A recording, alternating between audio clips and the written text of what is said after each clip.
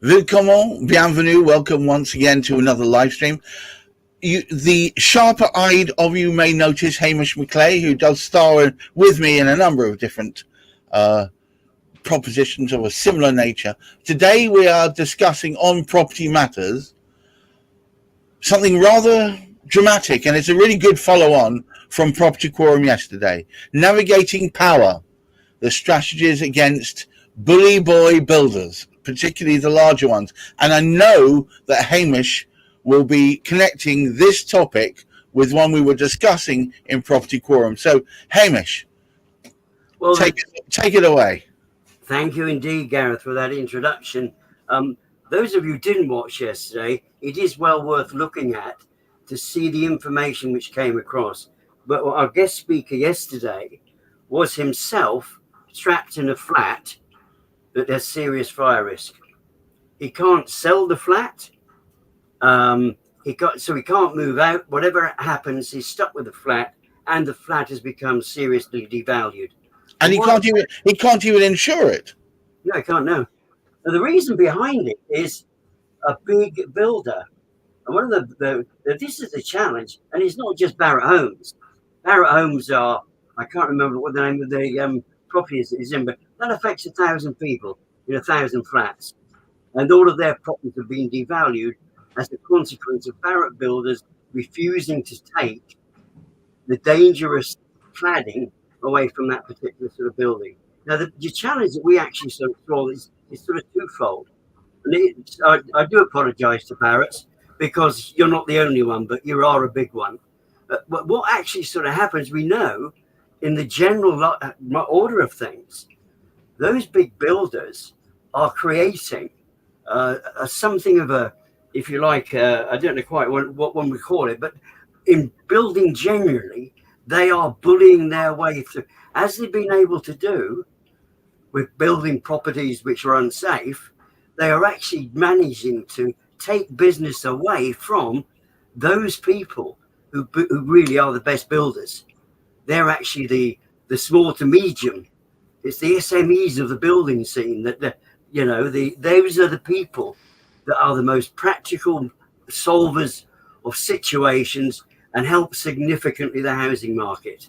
And unfortunately, the big boys, we'll speak about them in a minute, but the big boys are doing some disastrous things. And one of the great things we have with Michelle here, she knows because she does work with SMEs.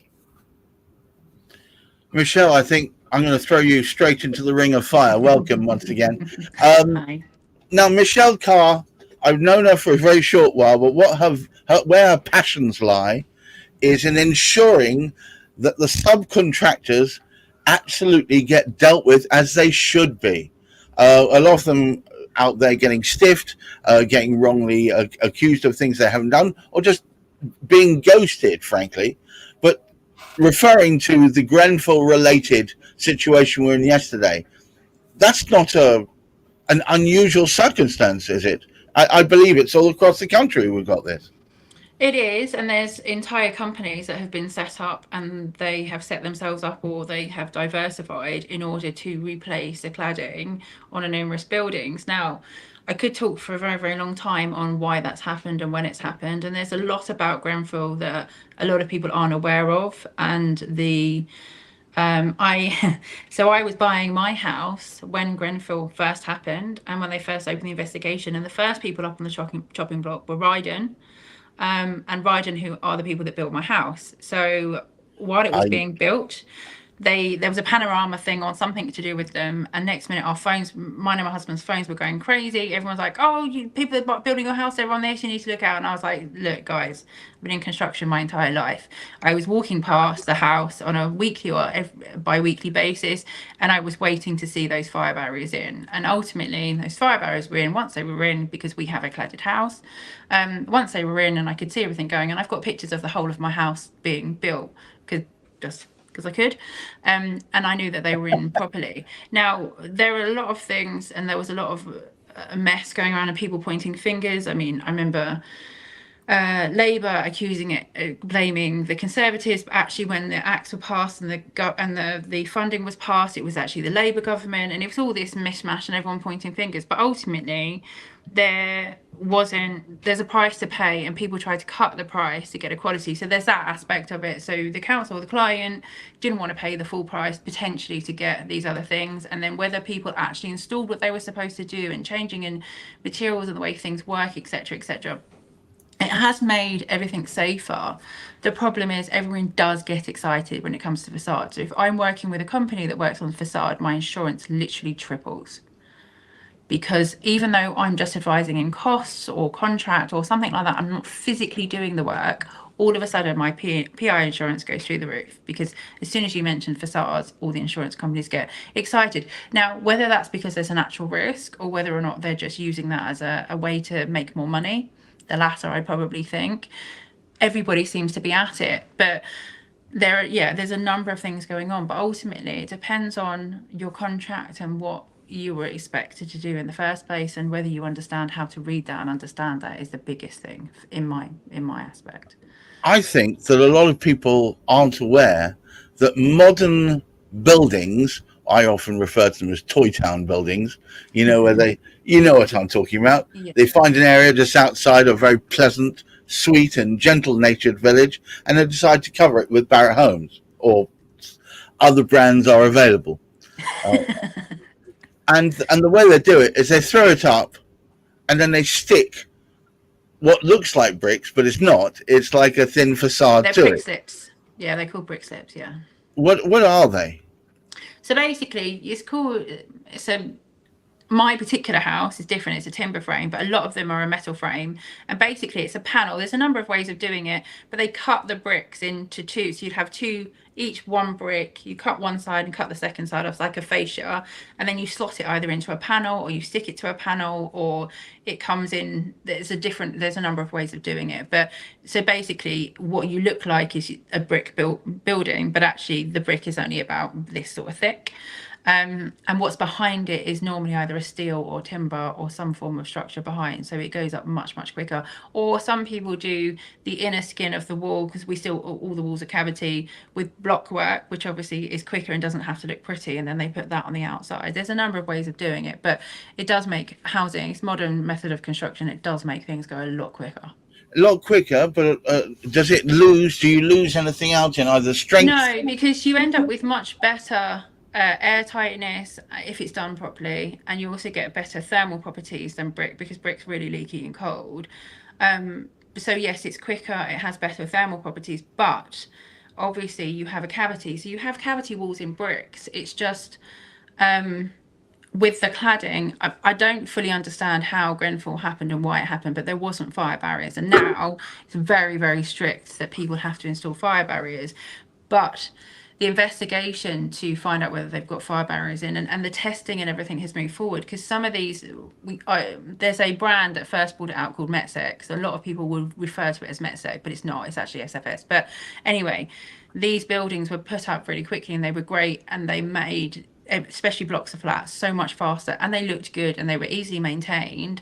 But obviously there wasn't that much testing done, and they weren't, I suppose, aware of how quickly the fire can go. I don't really know. I'm not sort of that scientific, and I'm not involved in material selection or building control. But I can just make assumptions, and I think that's just how things. I mean, calling me Mr. Stupid, which you wouldn't be alone if you did. Placing something plastic and that melts and then drips down onto the section below while it's doing so, carrying the fire with it. However, it was like on the facade. Bad idea. So there's two aspects that were missing from Grenfell. Firstly, it should have had sprinklers, but they didn't want to pay for the sprinklers. So if they'd had a sprinkler system, it wouldn't have been so much an issue. And two, the building should have been airtight. So how the fire got into the building, I don't know. It shouldn't have been. So there's now, but I don't know how it worked back then, because I didn't work on Metsec back then. But now everything has to be fire tight, and everything has to be like airtight and fire tight. And also it shouldn't, so if the facade's gets set on fire, it should be contained within a section, but also shouldn't be able to get into the building. If it does get into the building, the sprinklers should come and put it out. And so it wasn't just the facade that caused Grenfell, it was the fact that there was no way out, there was no sprinklers, and there wasn't adequate smoke system. So yeah, it's different, but everyone's got very excited, and ultimately, if I'm not sure whether all of the buildings necessarily have to be replaced and people are just replacing them because they want to change things, or whether or not they have to prove that there is a problem. So some of these properties that have got facades may have fire barriers, but if someone can't prove it, they're just going to assume that it isn't, because they don't want the risk and they want to double insurance, and nobody really wants to take responsibility. So I'm given that the title of today's discussion is Strategies Against Bully Boy Builders. Can we lean on your extensive experience with some feedback as to best ways to approach that? So in my experience, bullies will bully you and they will scare you into submission. So they'll use their knowledge and their experience, your lack of knowledge and experience, to scare you. Ultimately, the way to fight that is by going into contracts. Now, whether you have, if it depends on the circumstances, obviously, but whatever you do, you need to make sure the contract is right in the first place and get somebody professional to agree that contract for you. Now, I'm biased towards QSs, but I'm biased towards quantity surveyors when negotiating contracts for a reason, because a solicitor will just reduce your risk to nothing if they can. They don't have a consequence of how much that costs. As a quantity surveyor, we want to make sure that you're getting a balance. So yes, you're reducing as much risk as you can, but you're not increasing your profits to ridiculous amounts, where that is the biggest difference between quantity surveyors and solicitors.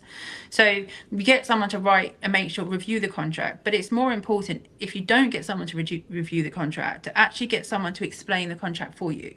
So I understand JCT, I understand a lot of legal terminology and what things mean, and I can figure stuff out. If you do this and X, Y this and before this and 7 days after this, and it's complicated unnecessarily, I can translate that into layman's terms. And sometimes all you need to do with and that's if you're a resident, or when I moved into my new build, I have been in every single house, I think, bar maybe 4 on the entire estate. There's only 52 of them because I did reports and I fought Rydens. They don't like me at all. And I got things done properly because I know what I was doing. So I had this big thing that we did, and it's just because I know what we're supposed to have, and none of my neighbours did. So we had this big battle with them. But it doesn't matter who you are, you need to understand your contract. And ultimately, if you understand your contract and review it, you can then go back to them and quoting their contractual terms. And there's a few little words like duty of care and stuff like that you can put in correspondence, and copying in their legal department and all these other things that start raising awareness that actually people pay attention. Because a lot of these bullies literally will send you some waffle, intimidate you on an email or phone call or whatever it may be, that you then back off and think, I'm not going to be able to fight these. But ultimately, if you look and read the contract, there's probably things in the contract that you can use to defend yourselves. Hamish, once again, Michelle is flooring us. It's superb when we've got someone here that really knows. She's actually fallen into the trap that I think just about every guest falls into when they come along, because they end up being in full agreement what the likes of Juliet, part of our legal team, when we do our property quorum, because she speaks very, very much about collaborating with somebody who's a specialist in whatever it is you're going to do. Absolutely. People, and again, we speak about it from the building side of things. Your builders are trying to do it. Your massive estate agents are trying to do it. They're trying to push you down. Go to this solicitor. They're the best solicitor. Go to this mortgage broker. They're the best mortgage broker. And they aren't. Neither of them are, because nobody knows who the best. But they say it. Why? Because there's several reasons.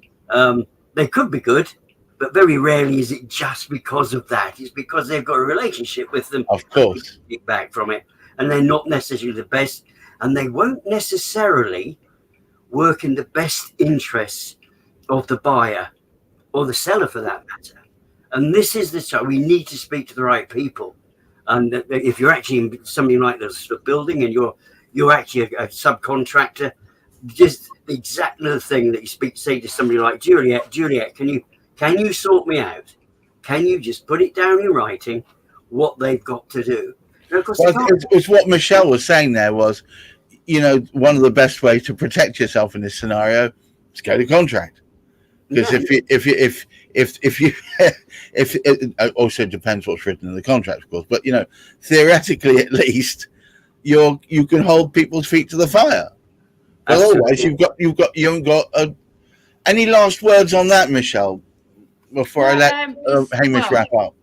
It's a contract, but also understanding the contract and making sure the contract works for you, not anybody else. And understanding it and being able to execute it and administer it is the most important. All right. Well, look, as ever, I'm going to pass back to Hamish. Please, would you take us home? Well, I had something of a challenge today. I was meant to be writing an article to promote what we were actually speaking about, but I think it's so important. So I will write the article, and I'll actually promote the recording, because all we are trying to do, and that's one of the great reasons why we have somebody like Michelle. Michelle is an expert. So if you want to know about the type of thing that Michelle does, particularly the fact that she's a quantity surveyor, a fascinating thing, somebody phoned me up yesterday and said, "Oh, Hamish, you did a report for us. I wonder if you can help me out. It's got some mold in one of the corners of one of the rooms." And I said, "Right, do you have a surveyor's report?" "Don't think so." I said, "Well, best you got one, because it could impact on what it's going to cost you." Well, you know about this because your porch has just fallen down, Gareth. Well, let's not talk about porch. We won't talk about that, but you need to speak to the right people to get. And when people say, "Oh, you can't afford not to," because something could go desperately wrong, and you could end up paying between £5,000 and £10,000 to rectify that particular fault. And nobody will notice it. Your lender won't notice it, but you have, because you've actually gone in and looked at that particular sort of property. So the buyer is responsible for an awful lot. But you need to speak to the right people as well, and make sure your solicitor is working on your behalf. We've been banging a drum that seems to remain continuously banged, which is finding the right people is critical for your ongoing property welfare. I don't think it's less true now any more time. I swear, people spend time trying to solve problems when they could have prevented it by using a QS at the beginning or some sort of surveyor, at least, so you could lay down the line and say, this is where you're at. Thank you very much, Hamish, for putting on such a great show as this one. And Michelle, absolutely floored once again by your knowledge. And it's always useful to have someone, no offense, I hope you don't take offense at this, who is your backstop. It's the person you can rely on. You don't have to go to anyone else. You'll get it done.